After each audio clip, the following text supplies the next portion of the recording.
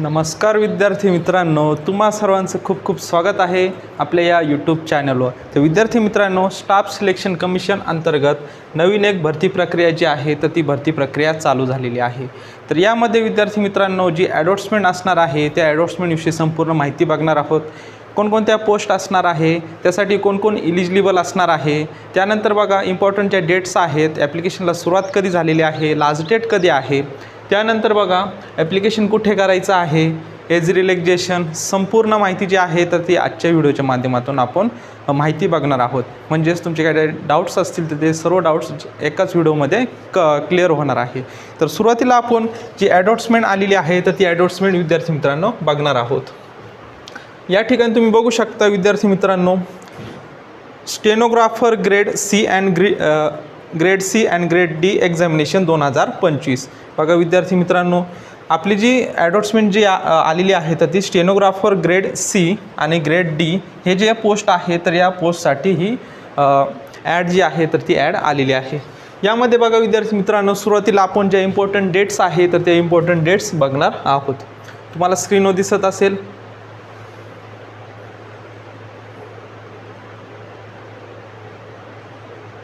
या ठिकाणी बघा स्क्रीनवर तुम्हाला बघा इम्पॉर्टंट डेट्स दिलेले आहे। Date of submission of online application 6 June, बघा 6 जूनला सुरुवात झालेली आहे।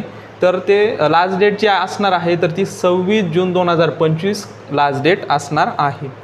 त्यानंतर बघा last date time and for receipt of online application, online ॲप्लिकेशनची जर रिसिप्ट डाउनलोड करायची असेल तर त्यासाठी सुद्धा 26/6/2025 लास्ट डेट असणार आहे।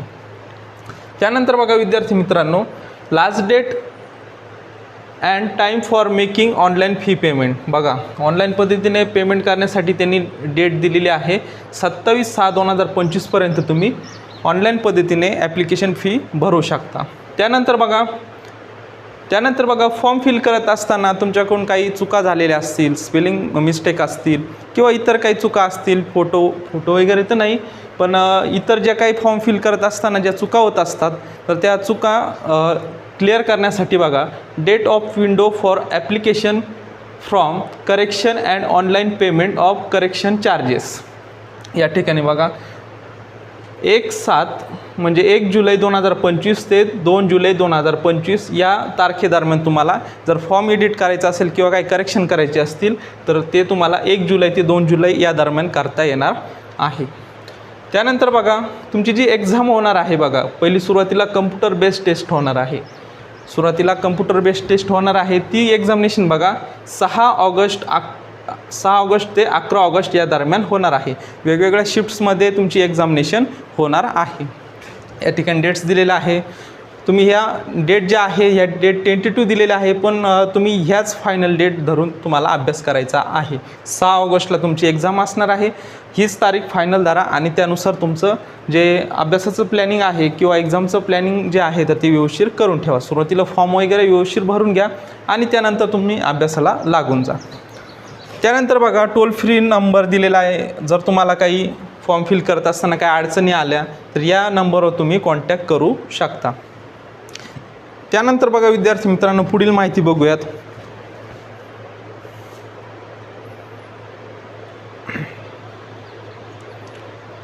या ठिकाणी वॅकन्सी दिलेल्या आहे, बघा या ठिकाणी बघू शकता टेंटेटिव्ह वॅकन्सी दिलेल्या आहे। 261 जागा आहेत टोटल, किती आहेत 261 जागा आहेत। Vacancy will be determined due course, updated vacancy if any along with the post wise category wise vacancy will be made available on the website on the commission ssc.go.in। म्हणजे बघा कॅटेगरीनुसार हे तुम्हाला ज्या वॅकन्सी आहे तर हे तुम्हाला वेबसाईटवर जाऊन तुम्हाला मिळणार आहे। त्यानंतर बघा पुढील माहिती दिलेली आहे रिझर्वेशन अँड, त्यानंतर पुढील माहिती बघणार आहोत। ही काही माहिती एवढी इम्पॉर्टंट नाही आपल्याला।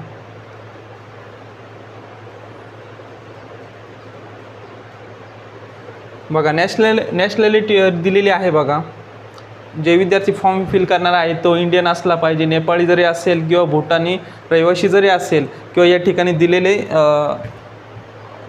या सिटीजन जरी असेल या ठिकाणचा तर ते विद्यार्थीसुद्धा ॲप्लिकेशन करू शकता। त्यानंतर बघा विद्यार्थी मित्रांनो, पुढील जे आपल्याला इम्पॉर्टंट ज्या माहिती आहे तर तीच आपण ॲडव्हर्टाइजमेंटमध्ये बघणार आहोत. पुढील आहे एज लिमिट. आता एज लिमिटविषयी माहिती बघत आहोत विद्यार्थी मित्रांनो. या ठिकाणी बघा स्टेनोग्राफर ग्रेड सी यासाठी बघा 18 ते 30 बघा किती 18 ते 30 या दरम्यान तुमचं एज असलं पाहिजे. Candidate born not before 2895 and not later than 1/8/2007 या दरम्यान, म्हणजे तुमचं 18 ते 30 या दरम्यान तुमचं एज असलं पाहिजे. त्यानंतर स्टेनोग्राफर ग्रेड डीसाठी बघा 18 ते 27 एज असणार आहे. या ठिकाणी स्क्रीनवर दिसत आहे 18 ते 27 एज लिमिटविषयी बघितलेली आहे माहिती. त्यानंतर मग जे विद्यार्थी कॅटेगरीमध्ये असतील तर त्यांना एज रिलॅक्सेशन मिळणार आहे. बघा या ठिकाणी जर तुम्ही SC ST कॅटेगरीमध्ये असाल आणि तुमचं एज जे आहे तर ते एज जास्त असेल तर त्या विद्यार्थ्यांसाठी बघा 5 इयर्सचं एज रिलॅक्सेशन असणार आहे. त्यानंतर OBCसाठी 3 इयर्सचं आहे. PWBDचे जे स्टुडंट आहे अनरिझर्व कॅटेगरीमधले बघा PWD अनरिझर्व यासाठी 10 years age relaxation. PWBD student पण तो OBC कॅटेगरीतील असेल तर त्याला 13 वर्षाचं एज रिलॅक्सेशन. PWBD स्टुडंट पण SC ST कॅटेगरीतील स्टुडंट असेल तर त्याला 15 इयर्सचं एज रिलॅक्सेशन असणार आहे. एक सर्व्हिसमॅन यांसाठी 3 इयर्सचं असणार आहे. त्यानंतर खालील कॅटेगरी तुम्ही बघू शकता डिफेन्स पर्सनल डिसेबल असेल त्यांना पण 3 इयर्सचं आहे. इन ऑपरेशन ड्युरिंग यांच्यासाठी 8 वर्षाचं एज रिलॅक्सेशन त्यांनी दिलेलं आहे. त्यानंतर पुढील तुम्ही बघू शकता सेंट्रल गव्हर्नमेंट सिव्हिलियन एम्प्लॉईज असेल तर त्यांना वयाच्या 40 वयापर्यंत तुम्ही जी फॉर्म आहे तर तो फॉर्म भरू शकता किंवा वयाच्या 40 एज लिमिट असणार आहे. त्यानंतर बघा या ठिकाणी पुढील कॅटेगरी दिलेल्या आहे त्यांचं पण तुम्ही बघू शकता. त्यानंतर बघा विद्यार्थी मित्रांनो पुढील आता माहिती बघूयात.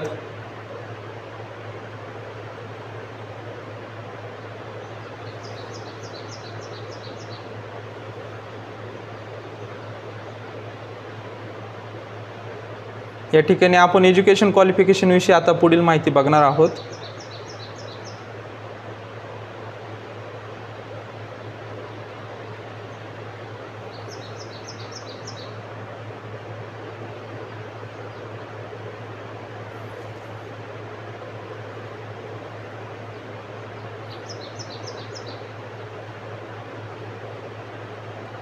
इसेन्शियल एज्युकेशन क्वालिफिकेशन हे आता आपल्याला बघायचं आहे.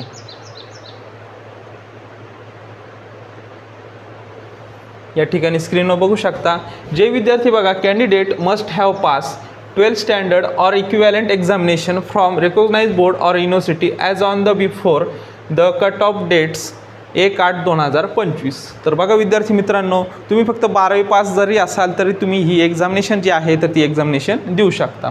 त्याविषयी ही संपूर्ण माहिती त्यांनी दिलेली आहे.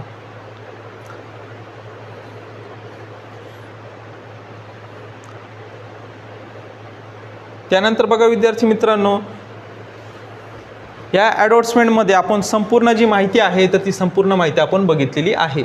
सुरुवातीला आपण इम्पॉर्टंट डेट्स बघून घेतलेला आहे. इम्पॉर्टंट डेट झाल्यानंतर एज्युकेशन क्वालिफिकेशन एज लिमिटविषयी माहिती बघितलेली आहे.